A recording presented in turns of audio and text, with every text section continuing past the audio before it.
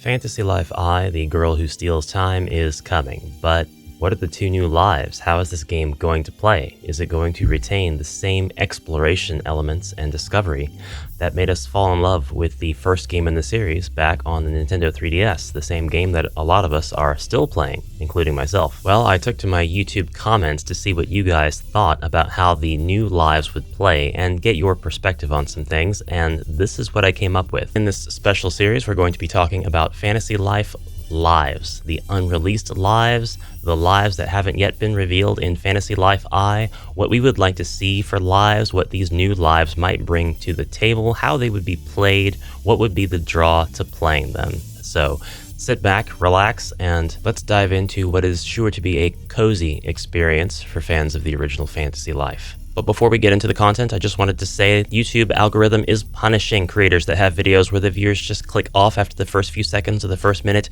The watch time is really what is helping drive a lot of channels right now, especially small ones like mine. So if you want to support the channel, please watch the video all the way through, and please let me know what I can do to help you watch my videos all the way through. Thank you very much. Back to the content. So today we're going to start with The Treasure Hunter. Good morning, everybody. I am Amalgam Ash, and these are the comments in my video, Fantasy Life: The Lost Lives. In this video, I talk about the different lives that were shown in prototypical materials that we have access to when looking at early designs for Fantasy Life, including some of the 2D pictures of what looks like could have been a game that came out on the Game Boy Advance. Fantasy Life is a game that has 12 different sort of jobs or classes, which the game calls lives, that you can become. And you can become any of these lives during the course of the game at any time, as long as you've unlocked them, kind of like Final Fantasy XIV, except your character has stats that persist no matter which life you are in.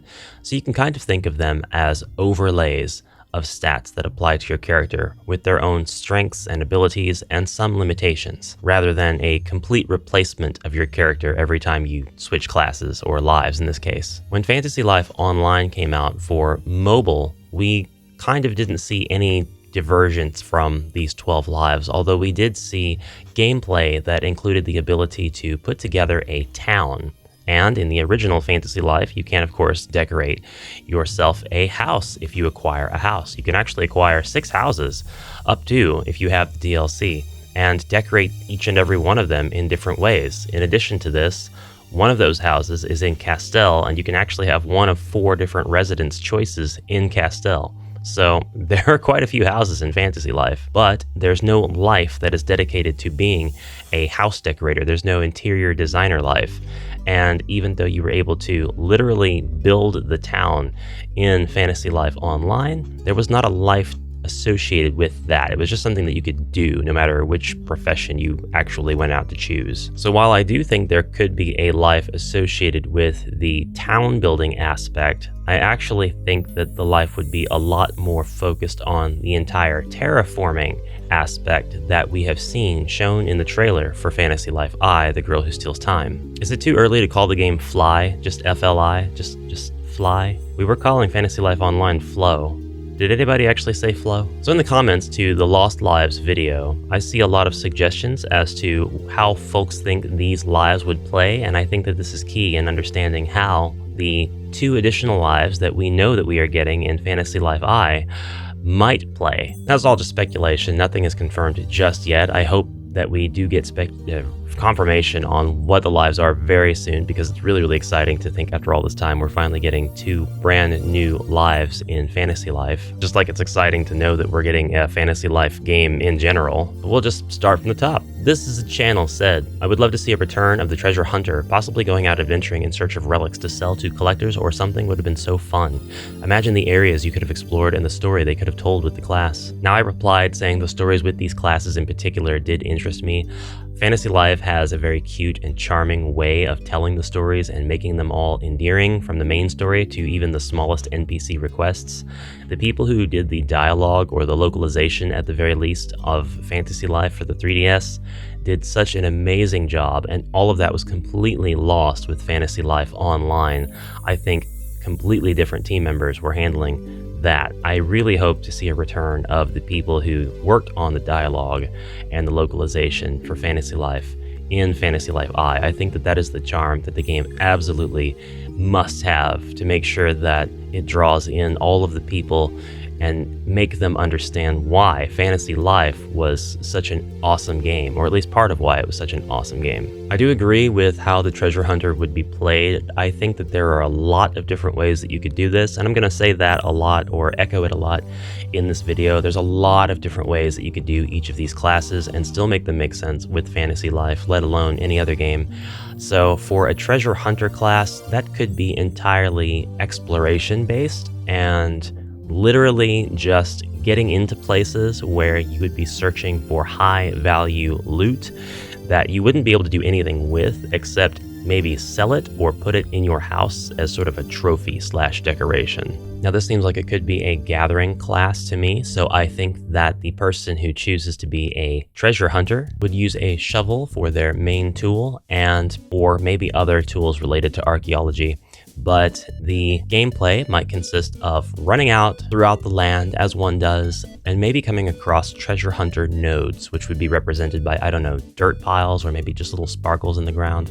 These are things that would be visual indicators that you could definitely go and attack this spot with your shovel, just like you could a rock with a pickaxe or a tree with an axe.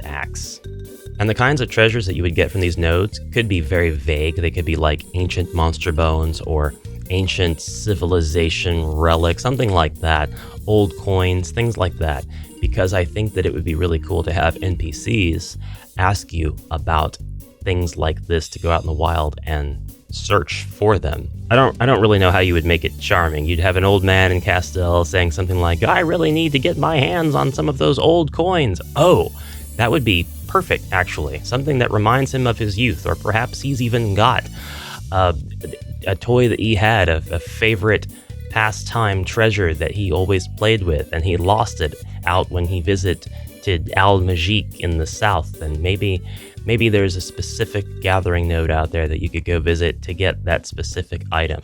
So that does kind of actually make sense. There'd be people out in the world talking about how they'd love to have these relics for collection purposes or sentimental purposes. So the system would really go well with the NPC side quests and the gathering systems in the game. I don't see it going well with like crafting or any of the other existing systems, including combat, but you could whack the monsters with your shovel, so there is that. Treasure Hunter could also do really well inside dungeons, which the dungeons in Fantasy Life are handled very differently from a lot of other games. There are actually gathering nodes in dungeons. There aren't set objectives so much as there are just many different side quest and life quest objectives that are present in each optional dungeon that you encounter in Fantasy Life. It's even hard to call them dungeons, but basically that's kind of what they are, and they are handled in a really, really open and genius manner. So those are my thoughts on the Treasure Hunter life. Let me know what you think about how this life would play. Would you main this life? Would you be looking forward to playing this particular life? And what would your expectations be, if any, if they have differed from anything that I've speculated about in this video? Thank you very much for watching, and please look forward to more Fantasy Life speculation videos. We're going to be going through all of the 8 that were revealed in the prototypical images, promotional materials for the original concept of Fantasy Life. I'd like to talk about all 8 of them and give them their own spotlight. This was Treasure Hunter. Thank you very much for watching. I'll see you in the next episode. Until then, have a fantastic rest of your day, and bye for now.